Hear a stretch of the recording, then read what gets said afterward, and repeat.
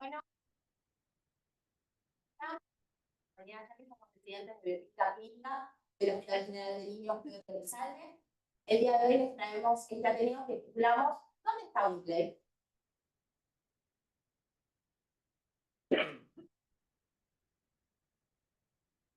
Vamos a comenzar con un caso clínico que se presentó en nuestro hospital. A lo largo de todo este Ateneo, el caso clínico va a estar a cargo de mi compañera Jaque, mientras que yo voy a estar a cargo de profundizar en la parte teórica.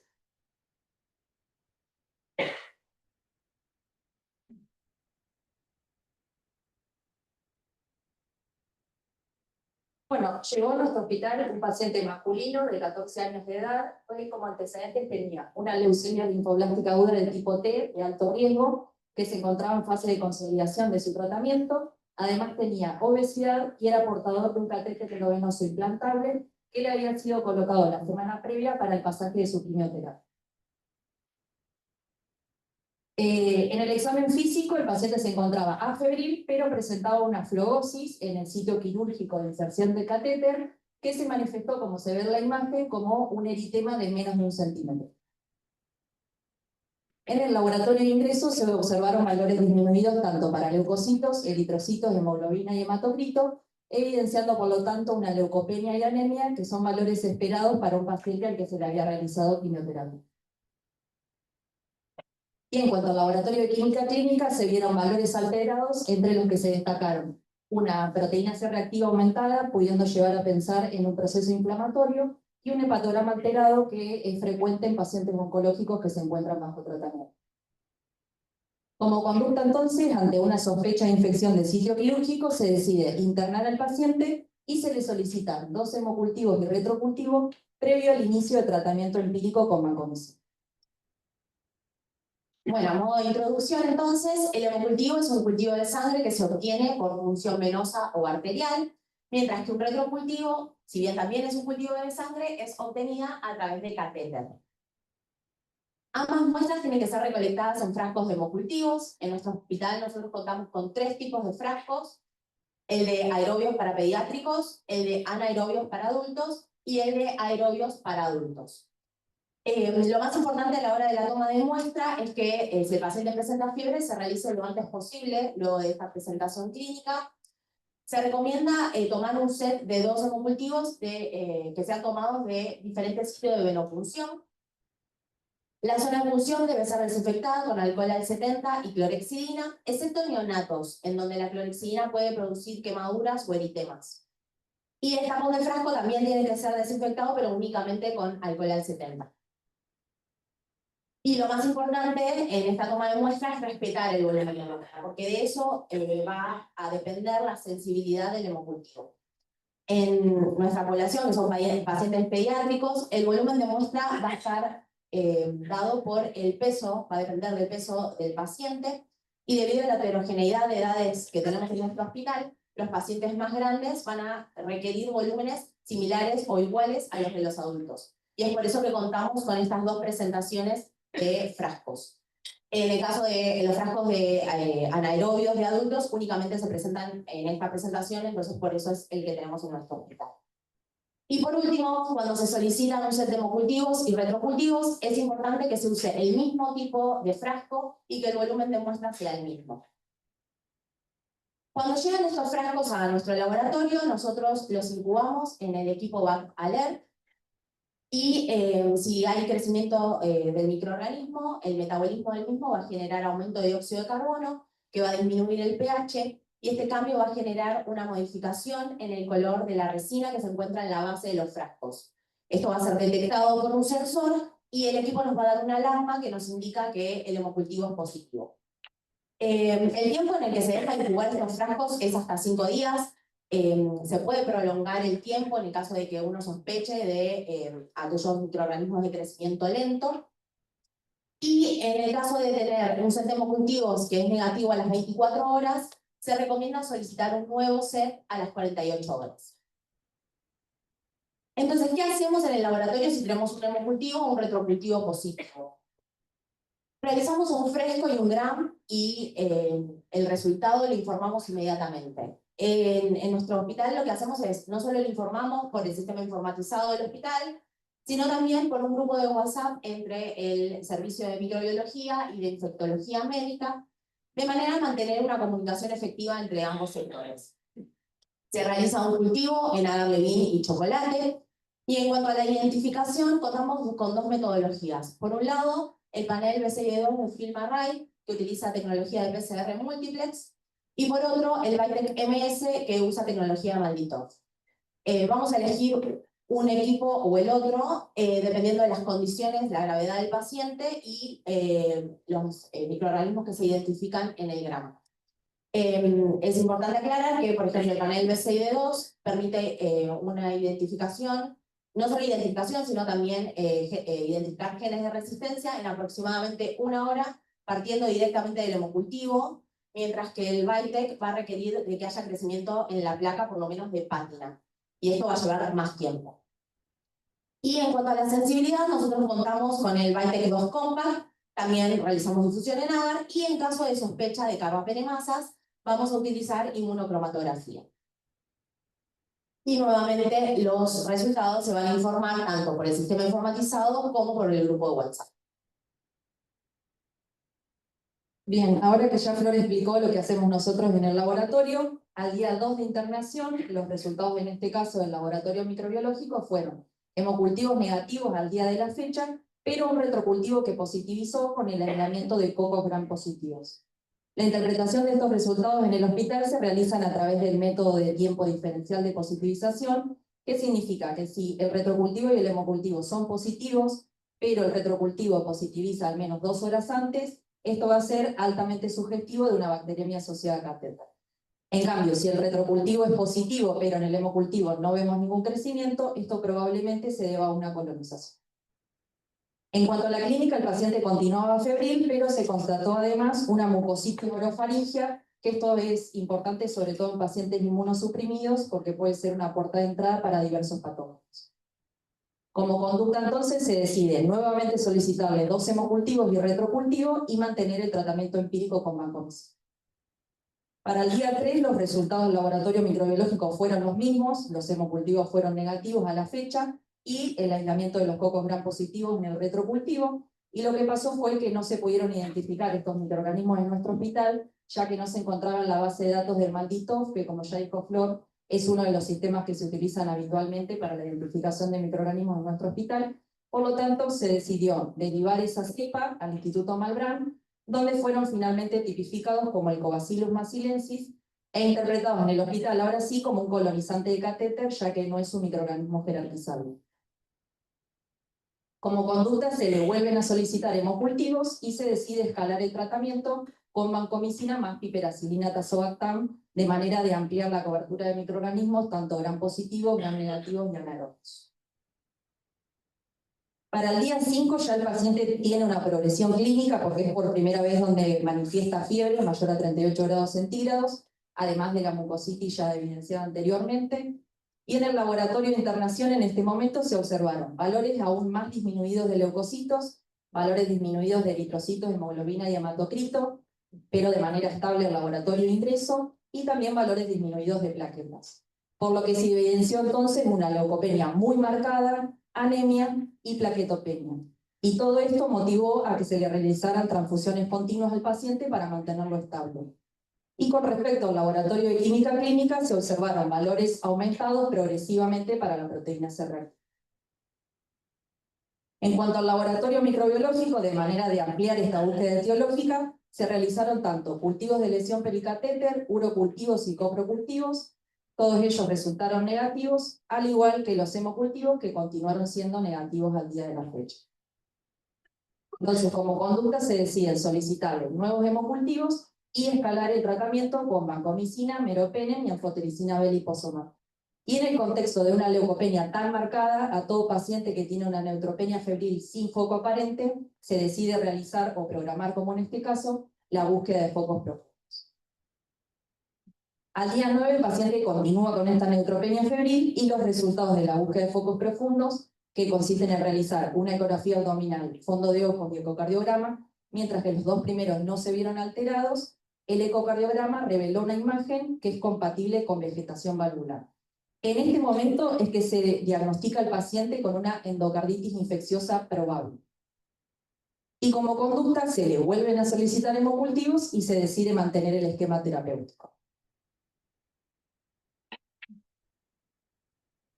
Bien, entonces, ¿qué es esta endocarditis infecciosa? Es una colonización y proliferación de agentes infecciosos en la superficie arterial del corazón. Generalmente se produce debido a lesiones, las más frecuentes son las vegetaciones, que es el crecimiento de microorganismos en un aglomerado de plaquetas y fibrina, que se forma debido a un daño endotelial producido por alguna alteración hemodinámica o por algún agente externo, como puede ser una prótesis. Y va a afectar tanto a las válvulas nativas como a las protésicas.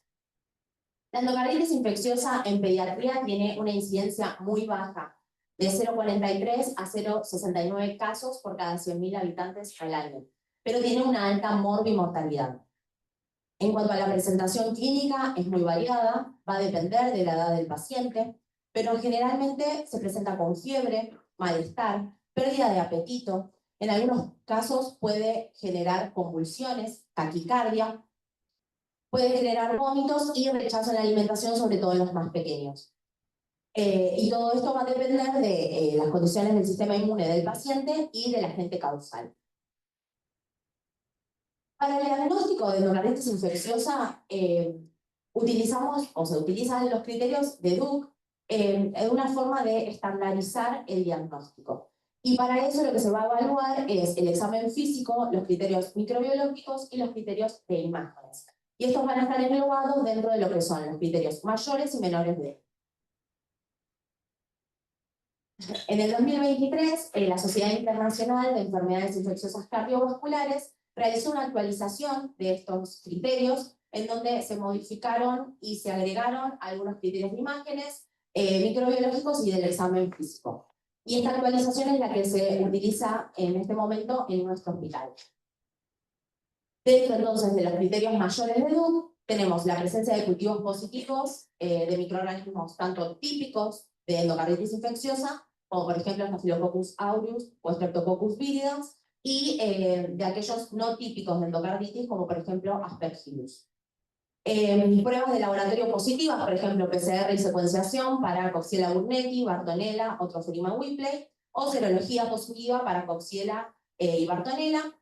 Criterios de imágenes, que es alteraciones en el ecocardiograma o tomografía computarizada por lesión de posiciones, y criterios quirúrgicos, que es evidenciar la endocarditis ante una inspección directa durante la cirugía cardíaca.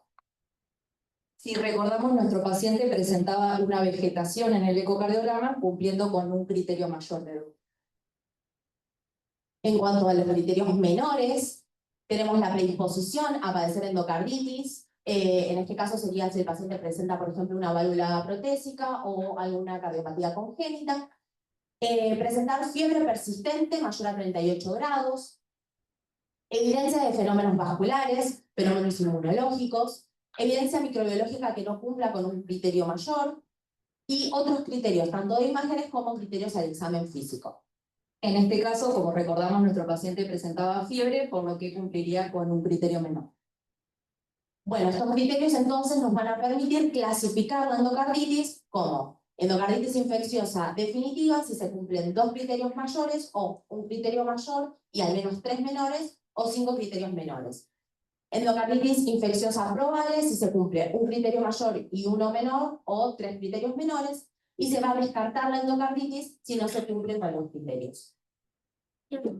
Entonces es por eso que nuestro paciente, al presentar un criterio mayor y un criterio menor, se clasificó dentro de la entidad de endocarditis infecciosa probable.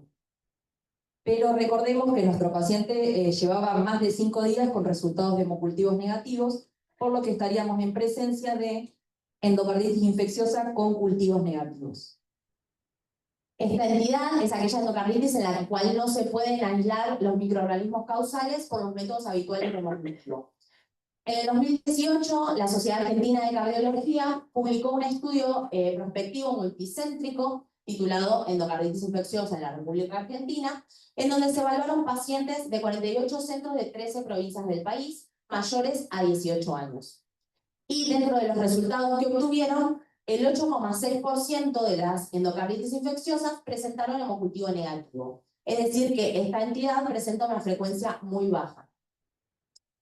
¿Cuáles son las causas de la endocarditis infecciosa con cultivo negativo? Bueno, la causa principal es un tratamiento antimicrobiano previo a la toma de muestra de hemocultivos. Pero a nuestro paciente se le habían solicitado los hemocultivos y retrocultivos previo al inicio del tratamiento empírico con vancomicina, por lo que descartaríamos esta causa.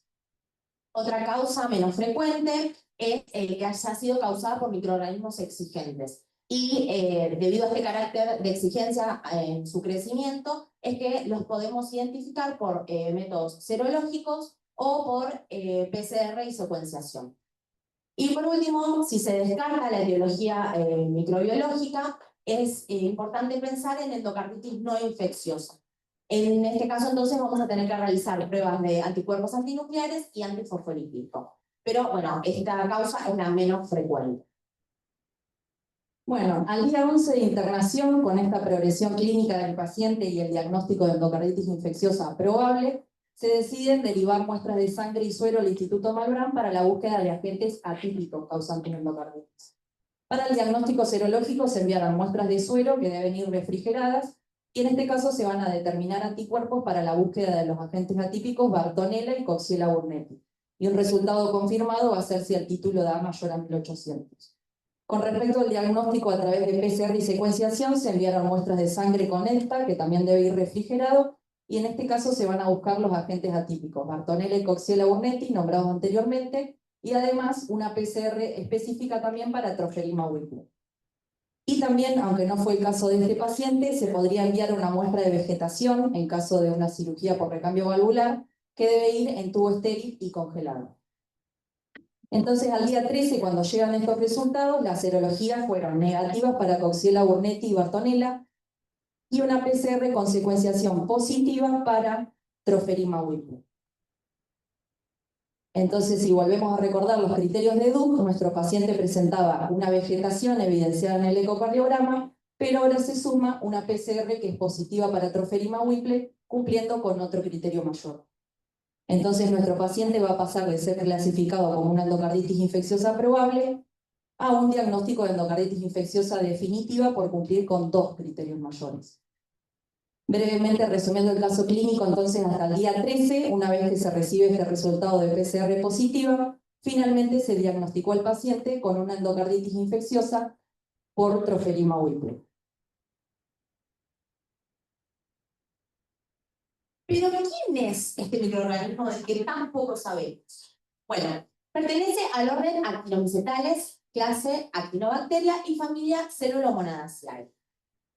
Son bacilos gram positivos que se tiñen mal por medio de la técnica de Gram, son Nielsen negativos y Paz positivos. Mayormente se encuentran en nivel intracelular en vacuolas fagocíticas y carecen de genes para la síntesis de aminoácidos.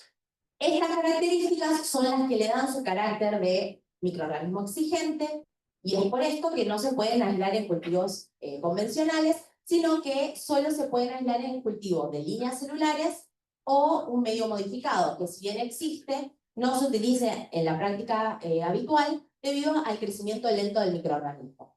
Entonces, por estas causas es que, como nos contó ya que a través de todo el caso clínico, nuestro paciente presentaba hemocultivos negativos. Trophima Whippley ingresa al organismo por vía oral a edad muy temprana durante la niñez y puede permanecer colonizando el tracto gastrointestinal. De esta manera, el paciente puede transformarse en portador de Trophima Whippley. Si el paciente es inmunocompetente, en este caso el sistema inmune entonces se va a encargar de eliminar al microorganismo del sistema.